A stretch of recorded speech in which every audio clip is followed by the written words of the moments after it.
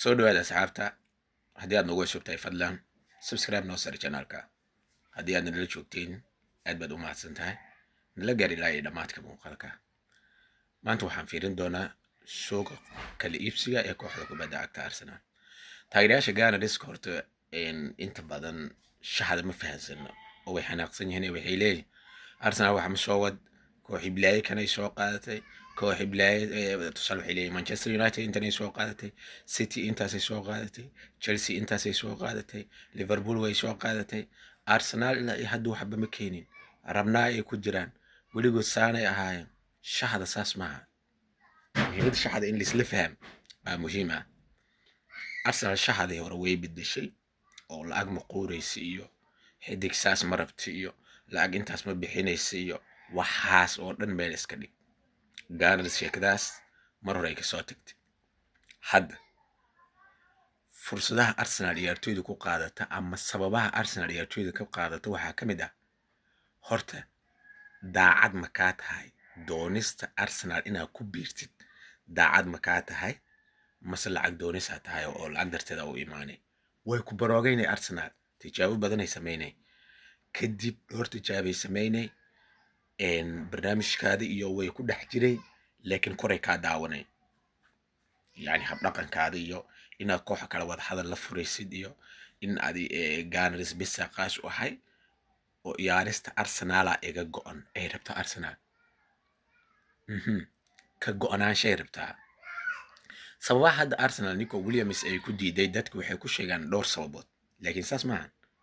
Arsenal Nico Williams wada hadaladeeda waxay ugu baxday Nico Williams wuxuu ahaa nin lacag doon ah, ma ahayn xidig ka go'an ku biirista Gunners iyo daafaca fanaanada Arsenal. yacni ciyaaryahanka waxaa la rabaa inay ka go'naato ku biirista kooxdan, markaasuu kooxdan anfici karaa oona daafaci karaa. laakiin nin lacag doon ah lacagaa u sheegtay, mushaar fiicanaa u sheegtay, wixiisuu iska aruursanaa, wax problem ama ku furno. kooxa laga badayo ha guulaysta ama yuusan guulaysan waxa ma ka gelin. ani saasaa sameeyey bis contractigeygana waa 5 sano ama 6 sano khalaas. sababahaas darteed Arsenal waxay u burisay xidiga kuwa hadda jooga ka fiican, yacni xidiga lacagta darteeda kooxda u joogay oo laakiin kuwa hadda Arsenal jooga ka fiican kun mar ka fiican ay burisay. waxaa ka mid ah Pierre-Emerick Aubameyang, Alexander Lacazette, Mesut Mustafa Ozil. dadkaas sharafka maaliyadda Arsenal diyaar uma ahayn. kooxda way guuldareysanaysay, iyagana waxay iska ahaayeen dad dhoola cadeey oo mashaarkooda fiirsada. saas darteed Arsenal waxay kansashay dhammaanba contractigii xidigahaas ay ku jireen iyadoona beec horta ka wada dhigtay. marka Arsenal hadda waxay doonaysaa shaxda way bedeshay. shaxdeeda waxaa waaye ma kaa go'an tahay daafaca kooxdan, ma kaa go'an tahay inaad kooxdan u ciyaartid, inaad kooxdan wax walba u xurtid, ma kaa go'an tahay. haa jawaabtaas haddii lagaa helo 200 oo milyan qiimahaada hadduu yahay Arsenal way ku soo iibsanay. haddaan ku dhahay tusaalaan ku tusaa xidigan kooxda Arsenal haatan u ciyaareen Declan Rice wuxuu diiday Liverpool, Manchester City, weliba Manchester City lacagta Arsenal ku soo qaadatay way ka gudbisay. mayuu dhah aniga waxaan rabaa ku biirista Arsenal, taasaana iga go'an. khalaasay dhahay Arsenal markaa iga badan kooxdiyaa loo tagay. xidiga maxaa ku rabtaa? intaas iyo intaas lacagaan ku rabaa 115 milyan fartaa laga soo saaray. Declan Rice Arsenal u imaan waa aragtay dhiigu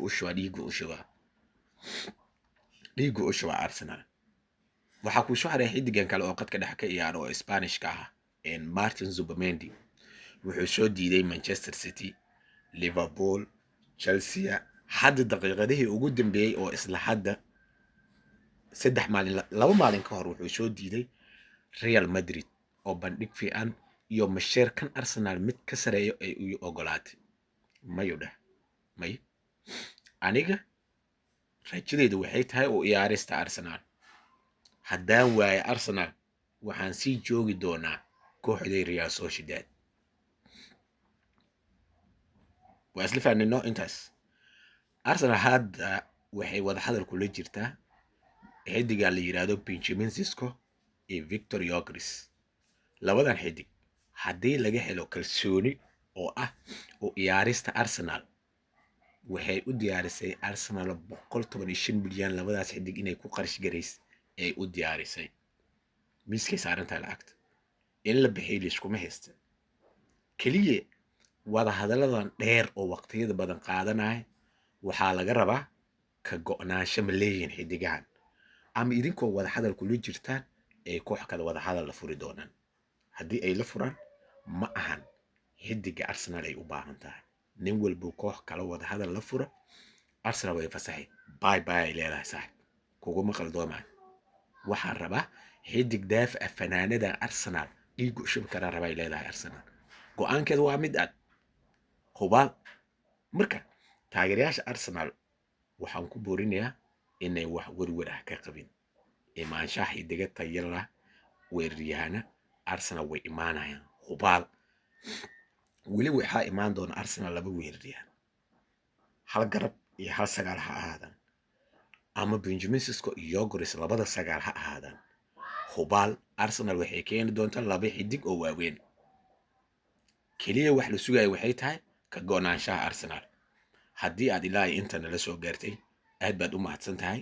muuqaalkan la wadaaga asxaabtaada. taageerayaasha Arsenalna isgaarsiiya fadlan muuqaalkan idinkoo qaas idin yahay. aad baad u mahadsantihiin. isla socod wanaagsan.